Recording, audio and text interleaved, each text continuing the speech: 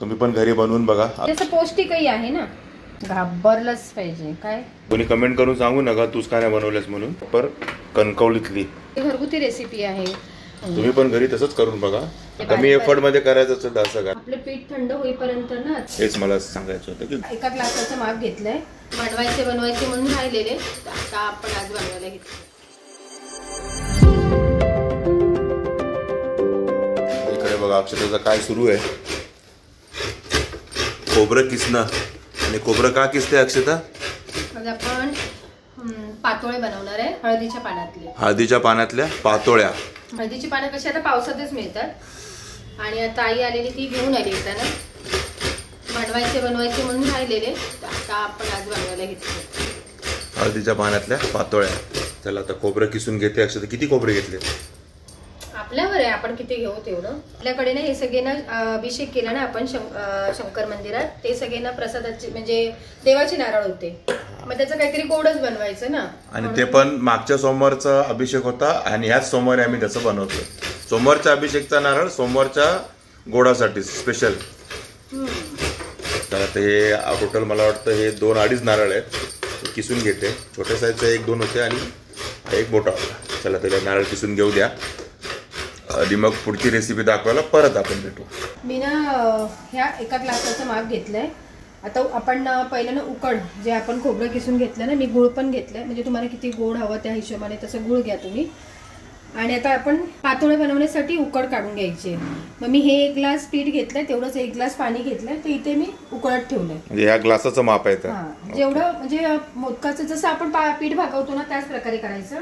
मग मी आता पाणी हे 1 ग्लास पाणी घेतलंय, तेवढंच 1 ग्लास पीठ चाळून घेतलंय मी. हे कशाचं पीठ आहे? तांदळाचं. तांदळाचं पीठ घ्यायचं. आता ह्या पिठात ना आपण काय आहे? मीठ थोडंसं मीठ घालूया, थोडंसं तूप टाकूया याच्यात पिठामध्ये. चमचाभर तूप, मीठ आणि 1 ग्लास पाणी. सध्या उकळते आणि पाणी लगेच उकळलं. थोडं आहे ना, हळूहळू थोडं पीठ टाकूया. एकदम टाकलं तर गुठळ्या होतात ना. हेच मला सांगायचं होतं की गुठळ्या होतात, त्याच्यामुळे हळूहळू टाकायचं आणि असं मिक्स करत राहायचं. बघा असं चांगलं मिक्स करायला लागतं ना. असं चांगलं मिक्स करून घ्यायचं. गुठळ्या होऊ नाही द्यायचे, पटापट असं मिक्स करून घ्या आणि झाकण मारून आता ठेवून देऊया. आता मी गॅस बंद केलाय. ओके, गॅस बंद करून झाकण ठेवायचं आहे का? हो. जास्त असं नाही उकळलेलं असतं पाणी, त्यामुळे लगेच पीठ टाकून आहे ना थोडंसं असं मिक्स करून गॅस बंद करून घ्यायचं. जास्त वेळ नाही ठेवायचा गॅस चालू. मग आता हे झाकण ठेवलेलं आहे ना, थोड्या वेळाला थंड होऊ द्या. थोडं थंड झालं की मग आपण परत भेटू. इकडे किसलेलं आहे आपलं नारळ वगैरे किसलेलं आहे. गुळ पण आपला मस्त बारीक करून घेतलेला आहे. आपलं पीठ थंड होईपर्यंत ना आता आपण हे सारण करून घेऊया. मी इथे तूप टाकलंय थोडं म्हणजे 1-1.5-2 चमचे. आता त्यातनं आपण हे गूळ टाकूया. गुळ पण हा अंदाजाने जेवढं पाहिजे गोड तेवढा. जास्त काय लोक जास्त गोड खातात, काय लोक जास्त गोड खात नाही. माझ्यासारखे जास्त गोड खाणाऱ्यांना जास्त गोड, अक्षतासारखी कमी गोड खाणाऱ्यांना कमी गोड. तर आपण बारीक किस पण करून घेऊ शकतो ना, तुमच्यावर आहे.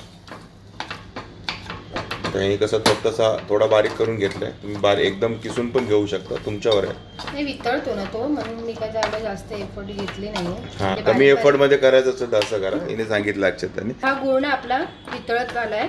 आता थोडा 1-2 मिनिटात 2 सेकंद. ही जेव्हा फोडा जाताना मला जाम भीती वाटते. तो गुळ उडेल नाही तर तो पक्क ते भांड उडेल, वितळवते. त्यामुळे तुम्ही थोडी मेहनत कराच आणि जरा अजून बारीक करून घ्या. म्हणजे असं कलाकारी करायला नाही लागणार तुम्हाला. एवढं काय नाहीये पण आहे, एवढं काय नाही पण आहे, थोडंच आहे. गुळ ना वितळलंय ऑलमोस्ट. आता मी त्यातनं हे खोबरं टाकून घेते.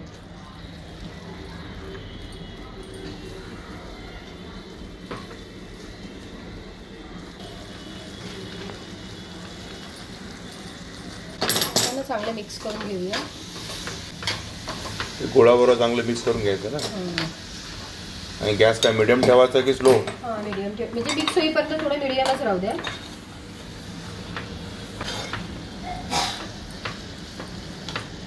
होतं मिक्स होतं आहे, चांगलं मिक्स होतं. आता ना आपलं गूळ चांगलं मिक्स झालं आहे. 1-2 मिनिटाने व्यवस्थित चांगलं भाजून घेऊया या खोबरं गुळामध्ये. आपलं खोबरं चांगलं भाजलं आहे. आता त्याच्यातनं मी वेलची टाकते, ती चांगली मिक्स करून घेऊया. जे वेलची टाकून घेतलीस तू आता जस्ट. हो. किती होते वेलच्या त्या अंदाजे 2, 3, 4. जायफळ आणि जायफळ किसून टाकलेलं आहे, कारण ना पेस्ट म्हणजे आपण वेलची पूड आणि जायफळ पूड करून ठेवतो, ती संपली आहे. पण हे ना असंच केलं ना की म्हणजे असं चांगला अरोमा येतो, टेस्ट चांगली येते, अरोमा पण चांगला येतो, सुगंध चांगला येतो. नवीन टेक्निक भेटली आपल्याला. असंच करायचं, किसून टाकायचं म्हणजे सुगंध चांगला येतो. तुम्ही पण घरी तसंच करून बघा, किसून टाका जायफळ. आता आपलं झालंय चून तयार. चून म्हणजे आपलं हे मिश्रण तयार झालंय. ओके, पातोळ्याचं मिश्रण रेडी झालेलं आहे. म्हणजे कोणतरी तर मला कमेंट करेल की असं वगैरे काय टाकलंय, तर आपली घरगुती रेसिपी आहे, काय असं अगदी स्टँडर्ड असं मी काही केलं नाही. साधी सोपी सिंपल पटकन झटपट केलेली रेसिपी आहे. वेस्ट घालवत नाही आपण. आणि खोबऱ्यातले सगळे शेवटचे तुकडे असतात ना किसलेले, ते असे तुम्हाला ते पण टाकलेले आहे. त्याच्यामुळे तुम्हाला ते काळं काळं दिसतंय ना, ते आहे. पूर्ण खोबऱ्याचा फक्त हे टाकायचं बाकी होतं, वरचं कवटं टाकायचं बाकी होतं. बाकी सगळं एकदम लास्ट याच्यापर्यंत टाकलेलं आहे खोबरं त्याच्यात, त्यामुळे ते असं काळं काळं दिसतंय. टोपातलं पिठे ना परातीत काढून घेतलंय, गरमच आहे थोडं.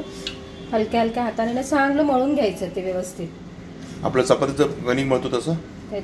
तसं, पण त्याच्यापेक्षा पण असं मळलं ना की सॉफ्ट होतात आणि खायला पण छान लागतात.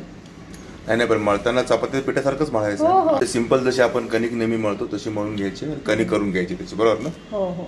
आता अक्षता हे पीठ मळून घेते. इकडे आपलं आतलं मिश्रण म्हणा, सारण म्हणा, चून म्हणा, हे पण रेडी आहे ना. आपलं पीठ बघा मस्त मळून झालंय. मी ही ना पानं आता स्वच्छ, ही हळदीची पानं अशी असतात बघा. ही हळदीची पानं पर कणकवलीकडनं आपल्या सासू सासऱ्यांनी म्हणजे हिच्या मम्मी पप्पाने आणलेली गावावरून हळदीची पानं. या पद्धतीनं थोडंसं पाण्याचा हात घेऊन ना ते असं पातळ लावायचं. आणि पान आहे ना बघा पालत्या साईडने. हे बघा, हे लक्षात घ्या. दिसतंय का तुम्हाला? हे बघा शिरवर दिसते बघा, पाठीमागनं तुम्हाला कळेल, मी जेव्हा सांगतोय बघा. थोडा एक्सपिरियन्स आहे आपल्याला. बघा ही साईड आहे, ही साईड नाही, तर बघा ह्या साईडने लावायचं आहे. हे असं पातळ, जाड नाही लावायचं, पातळ करायचं असं, शक्य तेवढं पातळ. फक्त तुटता कामा नये. तर कोणी कमेंट करून सांगू नका तूच का नाही बनवलंस म्हणून. मला फक्त एवढं सांगता येतं, बनवता नाही येत. असं ना पातळ लावून घ्यायचं पीठ त्या पाण्याला. थोडं सर्दीने आवाज माझा वेगळा येतोय, ॲडजस्ट करा. पण आवाज येतोय, काय टेन्शन नाही. सर्दी झाली तरी आवाज मात्र खणखणीत आहे. मी रोज घाबरते आवाजाला. घाबरलंच पाहिजे, काय बरोबर ना मैत्रिणींनो? असं मस्त पातळ असं पान पीठ लावून घेतलेलं आपलं, जे कणिक तांदळाच्या पिठाची. त्यातनं असं सारण टाकायचं. सारण भरायचं आपण करंजीमध्ये कसं भरतो तसं का? हो.